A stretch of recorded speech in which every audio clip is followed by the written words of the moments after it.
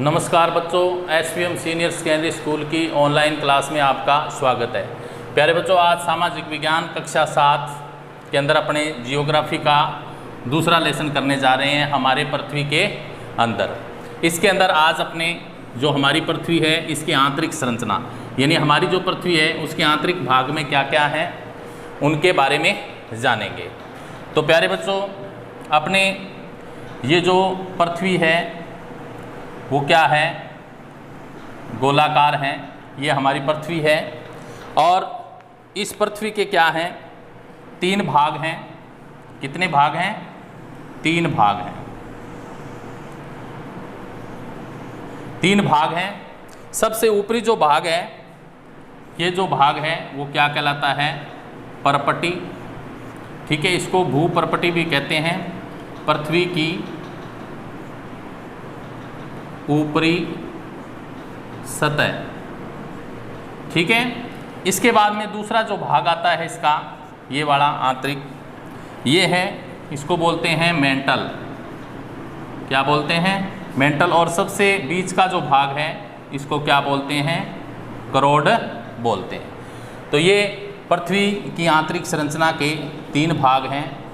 ठीक है, ये हमारी पृथ्वी है। इसका सबसे ऊपरी जो भाग है, ये वाली जो परत है, ठीक है, ये क्या है? परपटी इसको बोलते हैं, ऊपरी जो सतह है। ठीक है, पृथ्वी की ऊपरी सतह। ये वाला जो भाग है, ये वाला भाग क्या कहलाता है? मेंटल। और इसके जो बीच का भाग है, ठीक है, ये क्या कहलाता है? करोड कहलाता है। ये हमारी पृथ्वी की आंतरिक संरचना है। इसके बाद में नेक्स्ट अपने चर्चा कर लेते हैं इसमें सेल। सेल क्या होता है? यानी पृथ्वी की प्रॉपर्टी बनाने वाले, पृथ्वी की प्रॉपर्टी बनाने वाले जो खनिज होते हैं,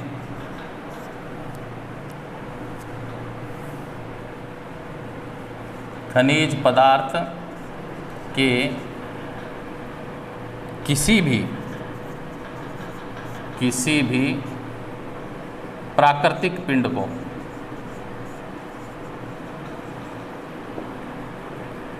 सेल कहते हैं। यानी ये जो हमारी पृथ्वी है, इस पृथ्वी की प्रॉपर्टी में ये जो हमारी प्रॉपर्टी है और इसके अंदर जो खनिज पाए जाते हैं, जितने भी क्या हैं, खनिज पाए जाते हैं, यानी ये प्राकृतिक दृष्टि से क्या है? कोई भी पिंड या सेल चट्टान का निर्माण करते हैं। ठीक है, इस परत के अंदर जो चट्टानों का निर्माण होता है वो क्या कहलाती है? सेल कहलाती हैं।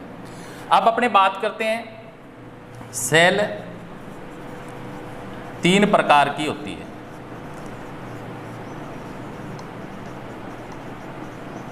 यानी चट्टानें क्या होती है? 3 प्रकार की होती है। ये जो प्रॉपर्टी है, ठीक है, ऊपरी जो सतह है, इसके अंदर जो सेल बनते हैं, ठीक है, जो चट्टानें बनी है, पृथ्वी अनेक चट्टानों से निर्मित हैं। तो वो चट्टानें 3 प्रकार की होती है, सेल 3 प्रकार की होती हैं। वो सेल कौन कौन सी हैं उसके बारे में अपने चर्चा करते हैं। तो पहली है आग्नेय सेल, दूसरी है अवसादी सेल, तीसरी कौन सी है बच्चों? कायांतरित सेल। यानी 3 प्रकार की सेल होती है जो कि पृथ्वी के इस भाग में निर्मित होती है। आग्नेय सेल, अवसादी सेल और कायांतरित सेल, ये 3 प्रकार की सेल होती है। अब इनके बारे में जानेंगे अपने कि जो कायांतरित सेल क्या हैं, आग्नेय सेल क्या हैं, इनके बारे में जानेंगे। तो पहले चर्चा करते हैं अपने आग्नेय सेल पे। द्रवित या मैग्मा ठंडा होकर ठोस हो जाता है। इस पृथ्वी के आंतरिक भाग में क्या होता है, पहले इसको जान लेते हैं। द्रवित या मैग्मा ठंडा होकर ठोस हो जाना। यानी इस भाग में क्या होता है, जो मैग्मा होता है, ठीक है, तो वो द्रव अवस्था में होता है और ठंडा होकर क्या हो जाता है, ठोस अवस्था में। जैसे जल है, जल का ठोस रूप क्या है, बर्फ है, ठीक है, तो इसका ठोस रूप हो गया बर्फ में, जल का बर्फ में बदल जाना। इसी प्रकार ये जो द्रव है, द्रव के अंदर है पदार्थ मैग्मा, जिसका ठंडा होकर ठोस अवस्था में बदल जाना, ठीक है, चट्टानी रूप ले देना, क्या कहलाता है, आग्नेय सेल कहलाता है। इन्हें प्राथमिक सेल भी कहते हैं, ठीक है। जो आग्नेय सेल है इसका दूसरा नाम क्या है, प्राथमिक सेल। इसको प्राथमिक सेल भी कहा जाता है, आग्नेय सेल को प्राथमिक सेल भी कहते हैं। इसके बाद में ये आग्नेय सेल दो प्रकार की होती है, एक तो अंतर्भेदी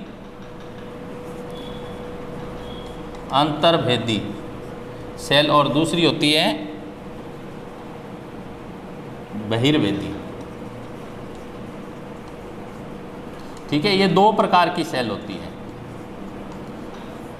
बहिर नाम से जैसे अंतर्भेदी, एक तो आंतरिक भाग में निर्मित होती है, एक बाहर की ओर निर्मित होती है, अंतर्भेदी सेल और बहिर्भेदी सेल। इसके बाद अवसादी सेल क्या होती है, ये सेल चटक कर, लुढ़क कर, एक दूसरे से टकरा कर, ये सेल क्या होती है, लुढ़क कर, एक दूसरे से टकरा कर,